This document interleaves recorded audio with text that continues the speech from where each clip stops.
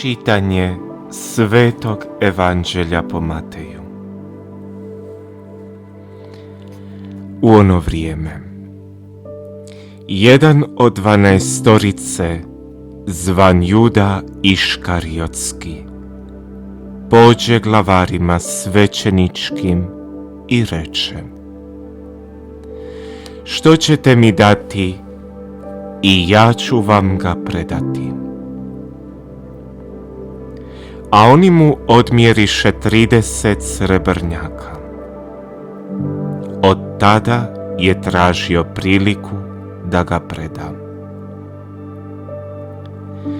Prvoga dana beskvasnih kruhova pristupiše učenici Isusu i upitaše: gdje hoćeš da ti pripravimo te blaguješ Pashu? On reče: idite u grad tomu i tomu i recite mu: učitelj veli, vrijeme je moje blizu, kod tebe slavim Pashu sa svojim učenicima.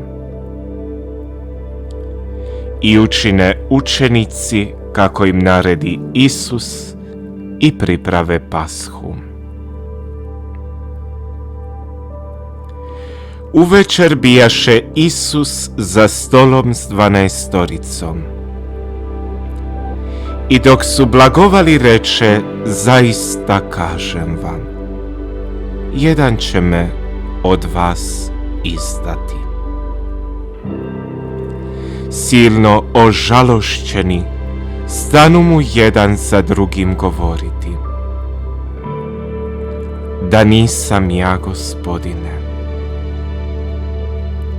On odgovori: onaj koji umoči sa mnom ruku u zdjelu, taj će me izdati.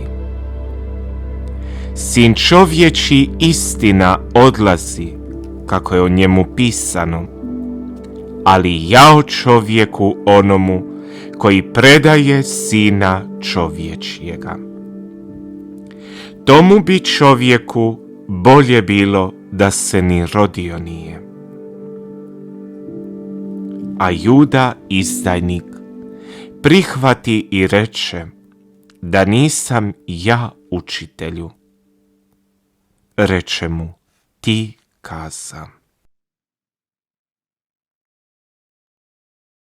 I dok su blagovali, uze Isus kruh, izreče blagoslov, pa razlomi, dade svojim učenicima i reče: uzmite i jedite, ovo je tijelo moje. I uze čašu, zahvali i dade im govoreći: pijte iz nje svi, ovo je krv moja, krv saveza koja se za mnoge proljeva na otpuštenje grijeha. A kažem vam, neću od sada piti od ovog roda trsova, do onoga dana kad ću ga novoga s vama piti u kraljevstvu Oca svojega. Otpjevavši hvalospjeve, zaputiše se prema Maslinskoj gori. Tada im reče Isus: svi ćete se vi još ove noći sablazniti o mene. Ta pisano je: udarit će pastira i stado će se razbjeći.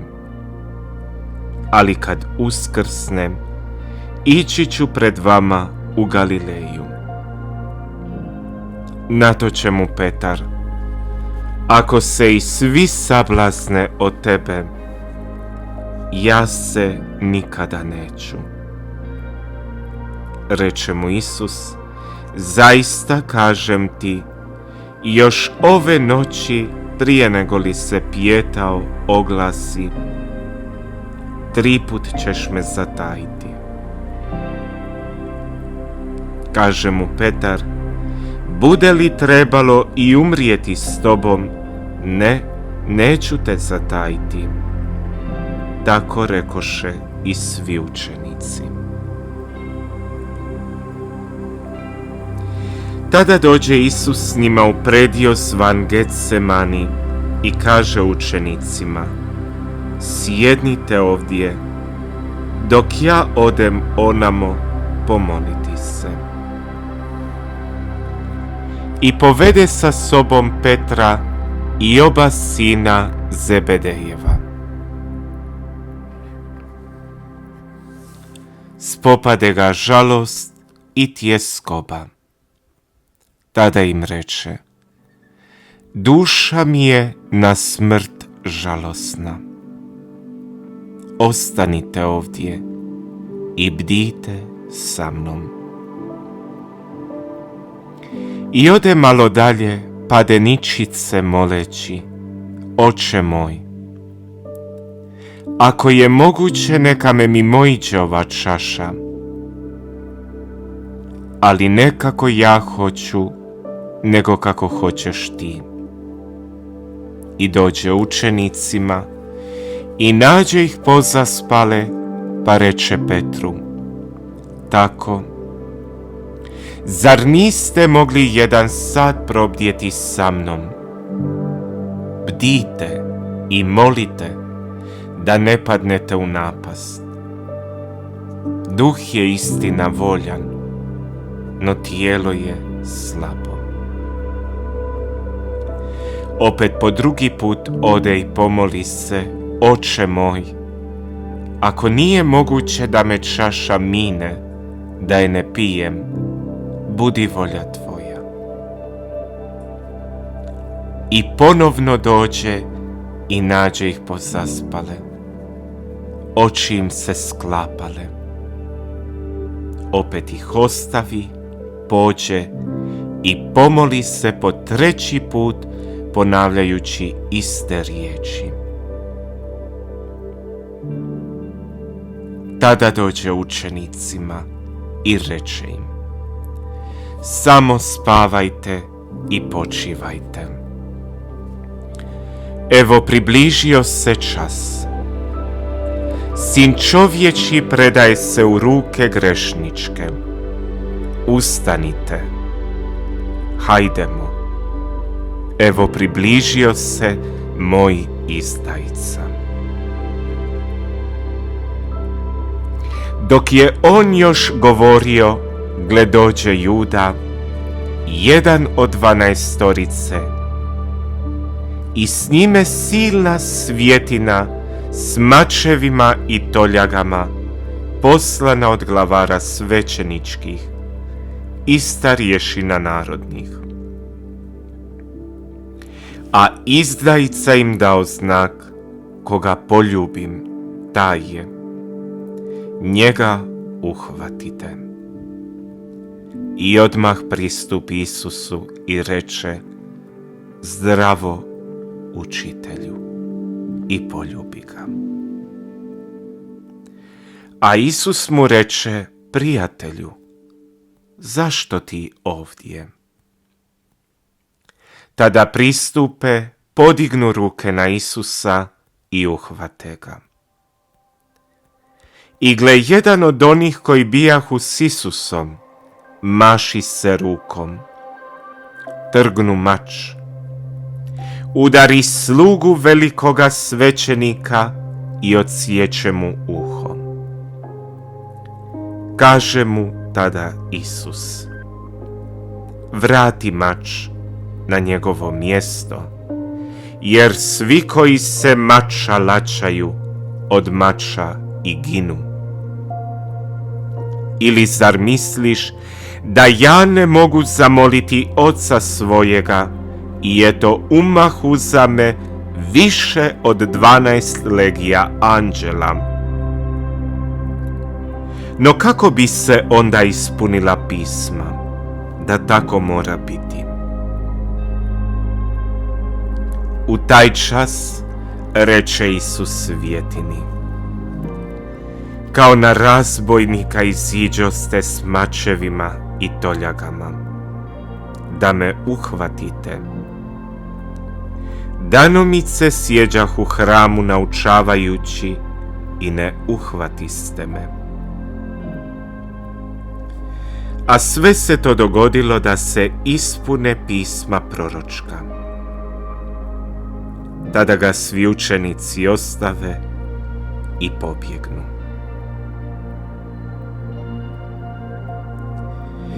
Na to uhvatiše Isusa i odvedoše ga velikomu svećeniku Kajfi, kod kojega se sabraše pismoznanci i starješine. A Petar je išao za njim izdaleka do dvora velikoga svećenika. I ušavši unutra, sjedne sa stražarima da vidi svršetak. A glavari svećenički i cijelo vijeće tražili su kakvo lažno svjedočanstvo protiv Isusa, da bi ga mogli pogubiti. Ali ne nađoše, premda pristupiše mnogi lažni svjedoci. Napokon pristupe dvojica i reknu: ovaj reče, mogu razvaliti hram Božji i za 3 ga dana sagraditi. Usta na to veliki svećenik i reče mu: zar ništa ne odgovaraš? Što to ovi protiv tebe svjedoče? Isus je šutio. Reče mu veliki svećenik: zaklinjem te Bogom živim, kaži nam, jesi li ti Krist, Sin Božji? Reče mu Isus: ti kazam. Što više, kažem vam, od sada ćete gledati Sina čovječjega, gdje sjedi s desna sile i dolazi na oblacima nebeskim. Na to veliki svećenik razdrije haljine, govoreći: pohulio je, što nam još trebaju svjedoci? Evo, sada ste čuli hulu, što vam se čini? Oni odgovoriše: smrt zaslužuje.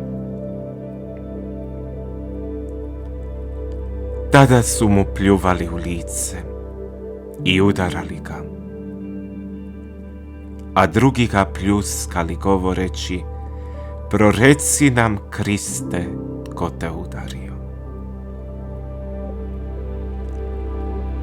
A Petar je sjedio vani u dvorištu i pristupi mu jedna sluškinja govoreći: i ti bijaše s Isusom Galilejcem. On pred svima zanijeka: ne znam što govoriš.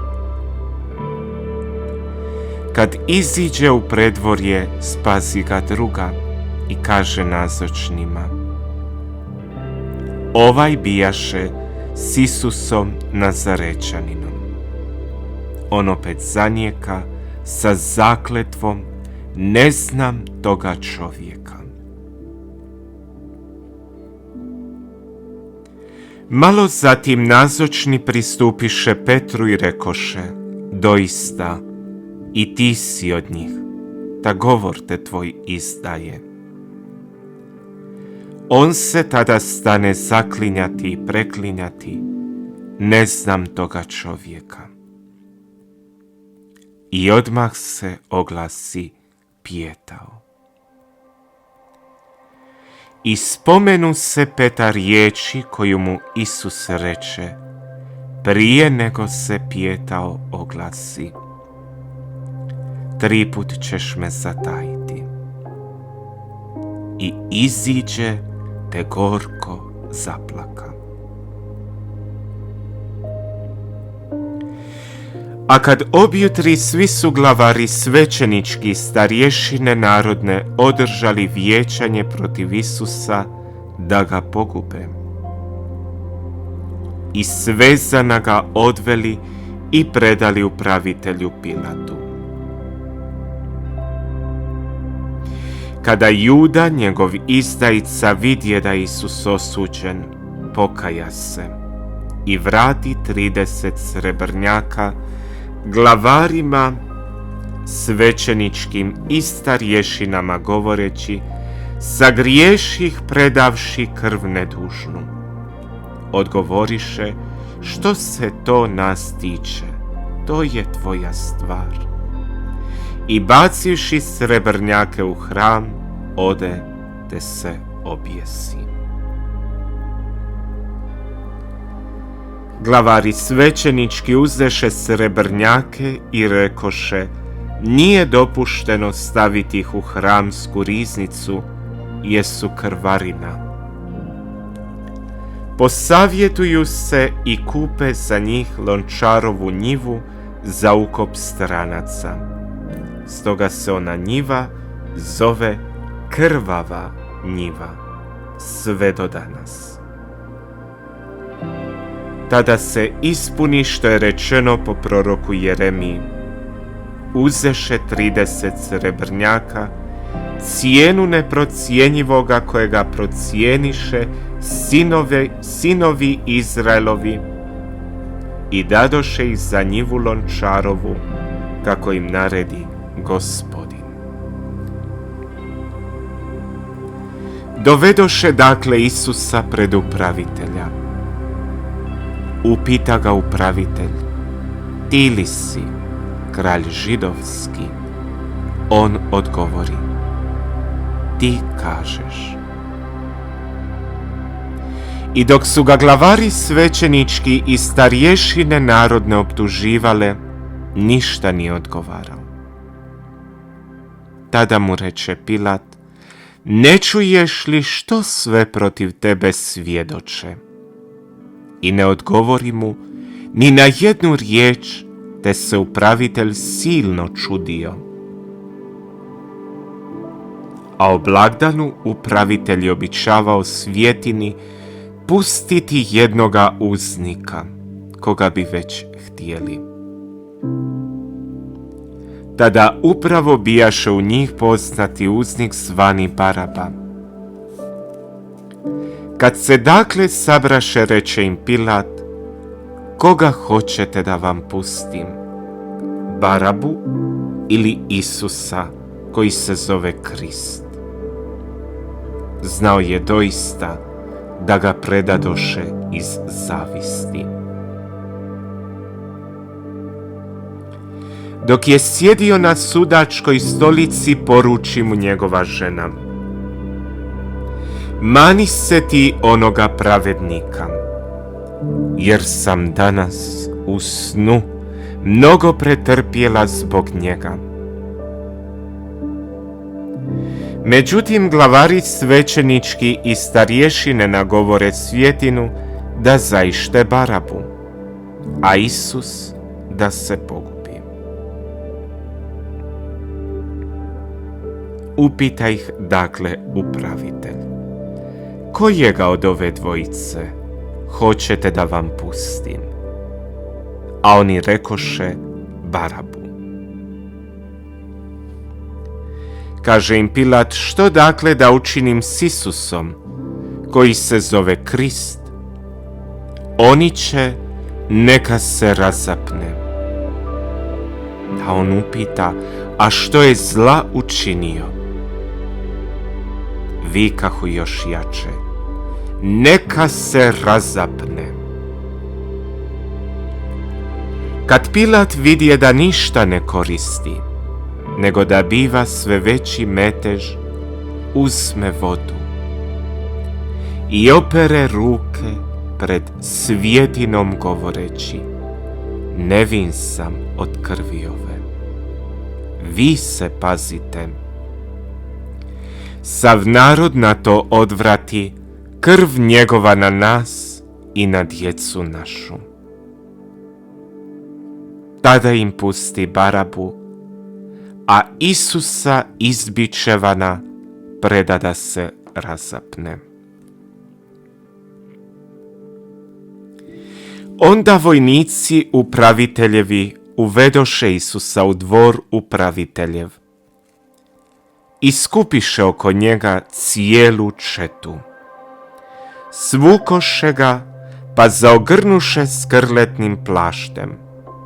Spletoše zatim vijenac od trnja i staviše mu na glavu, a tako i trsku u desnicu. Prigibajući pred njim koljena izrugivahu ga: Zdravo, kralju židovski. Onda pljujući po njemu, uzimahu trsku i udarahu ga njome po glavi. Pošto ga izrugaše, svukoše mu plašt. Obukoše mu njegove haljine, pa ga odvedoše da ga razapnu.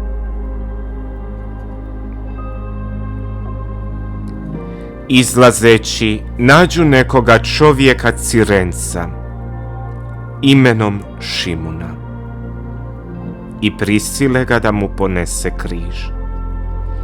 I dođoše na mjesto zvano Golgota, to jest lubanjsko mjesto. Dadoše mu piti vino sa žuči pomiješano. I kad okusi, ne htjede piti. A pošto ga razapeše, razdijeliše među se haljine njegove, bacivši kocku. I sjedeći ondje čuvahu ga. I staviše mu ponad glave krivicu napisanu: Ovo je Isus, kralj židovski.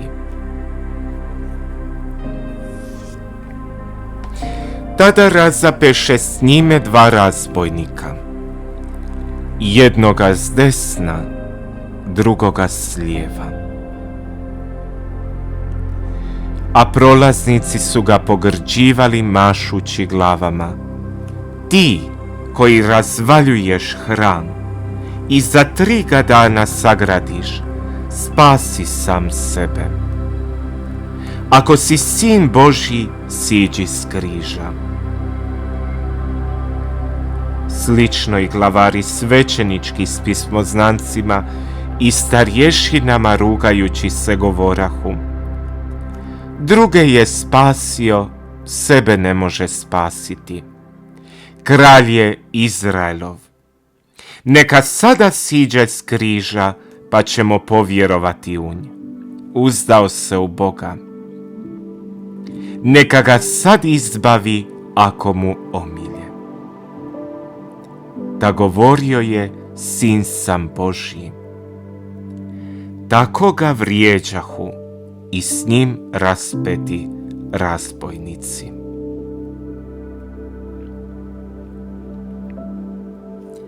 Od 6. ure nasta tama po svoj zemlji do ure 9. O 9. uri povika Isus iza glasa: Eli, Eli, lema sabahtani. To će reći: Bože moj, zašto si me ostavio? A neki od nazočnih čuši to govorahu: Ovaj zove Iliju.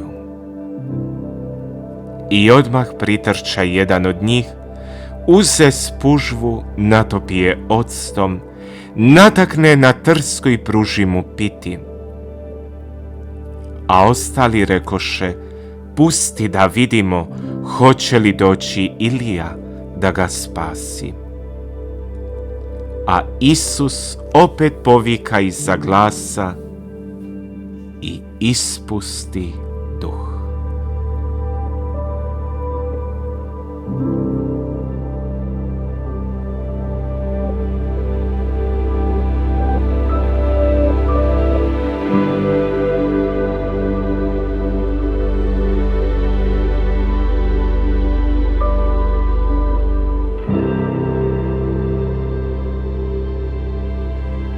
I gle,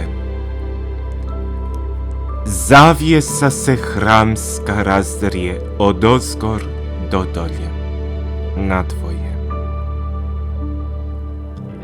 Zemlja se potrese, pećine se raspukoše, grobovi otvoriše i tjelesa mnogih svetih preminulih uskrsnuše, te iziđoše iz grobova nakon njegova uskrsnuća. Uđoše u sveti grad i pokazaše se mnogima. A satnik i oni koji su s njime čuvali Isusa, vidjevši potres i što se zbiva, silno se prestrašiše i rekoše: uistinu, Sin Božji bijaše ovaj.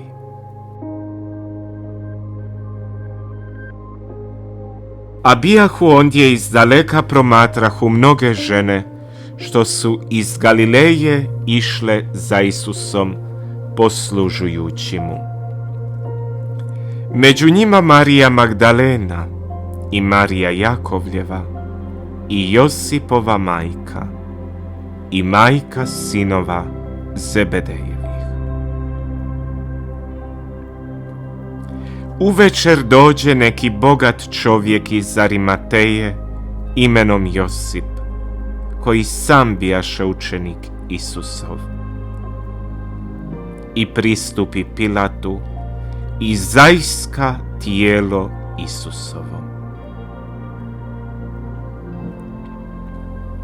Tada Pilat zapovjedi da mu se dadne.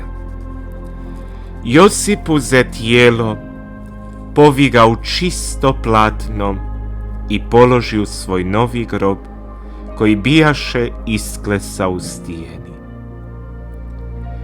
Dokotrlja velik kamen na grobna vrata i otiđe. A bijahu ondje Marija Magdalena i druga Marija, sjedile su nasuprot grobu.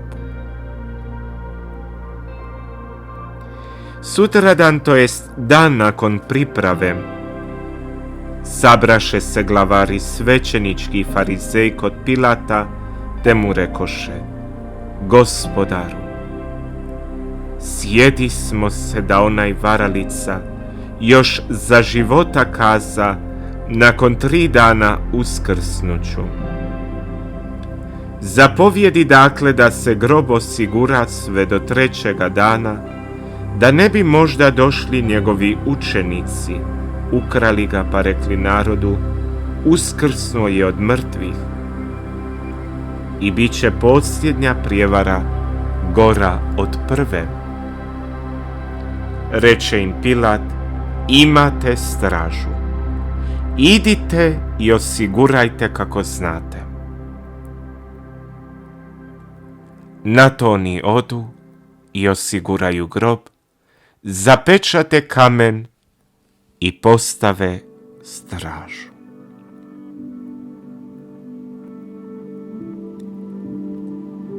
Riječ Gospodnja.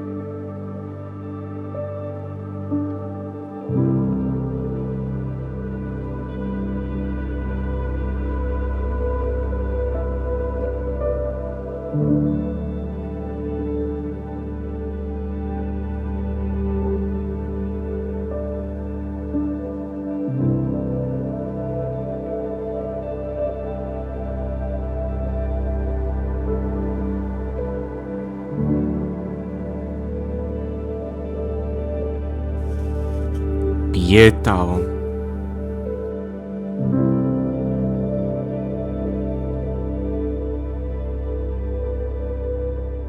A u konačnici zemlja sama,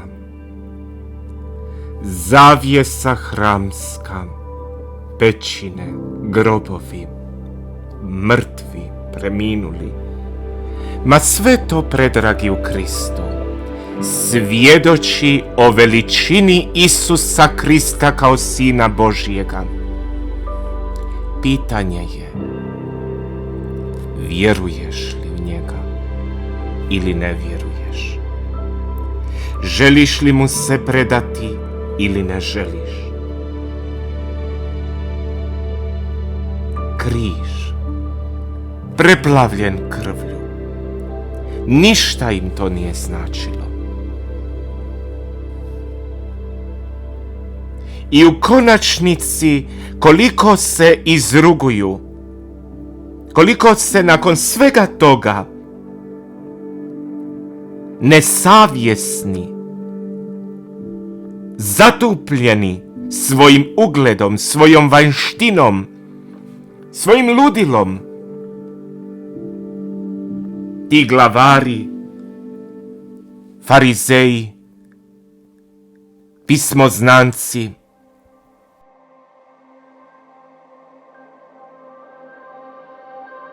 od oholosti i obijesti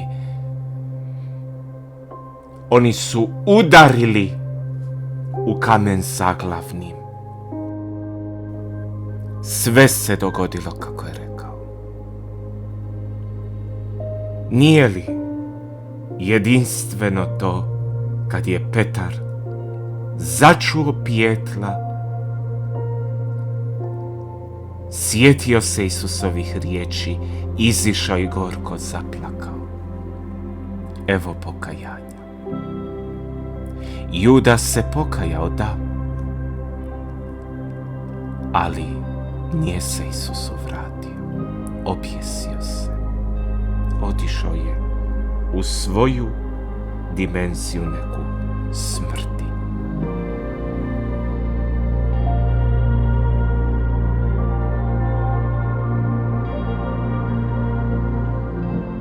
Bože, smiluj nam se. Bože, kako te silno treba. Predragi u Kristu, dok ulazimo u vrhunac korismenog vremena, u kojem smo bili takvi kakvi jesmo, puni odricanja, posta, pokore, da ne, sam Bog i mi sami u srcu znamo, ali dostojanstveno popratimo ove velike stvarnosti i događaje koji su sada pred nama. Matejevo evanđelje prekrasna je stvarnost i čitajte ga, uzmite ga slobodno doma. Čitajte ovo, 26. i 27. poglavlje. Čitajte. Osvjedočite se o muci Gospodina našega Isusa Krista. Osvjedočite se o stvarnosti događaja koji pečate našu